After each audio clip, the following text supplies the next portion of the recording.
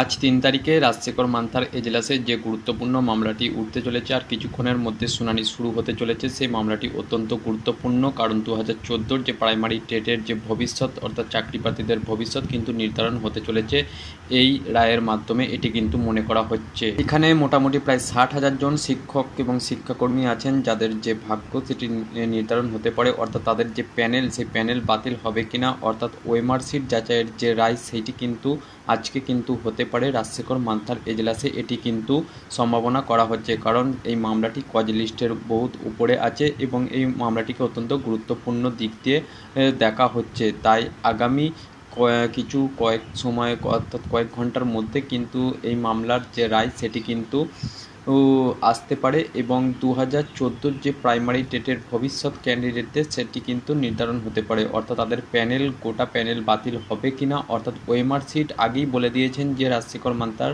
এজলাস থেকে যে original OMR sheet না পেলে কিন্তু গোটা প্যানেল কিন্তু বাতিল করা হবে। এই যে কথোপকথন হয়েছিল সেটির পর দীর্ঘ গরমের ছুটির পর আজকে এজলাস খোলে এবং এজলাসে রাজশেখর মান্থা তিনি কিন্তু এই মামলাটিকে গুরুত্বপূর্ণ হিয়ারিংয়ের ডেট দেন এবং আজকে সেই মামলাটি এজলাসে শুনানি হতে চলেছে কিছুক্ষণের মধ্যেই। তাই ওএমআর নিয়ে কি আলোচনা হবে এবং এজলাসে কি রায়দান হবে তা দেখার রয়েছে।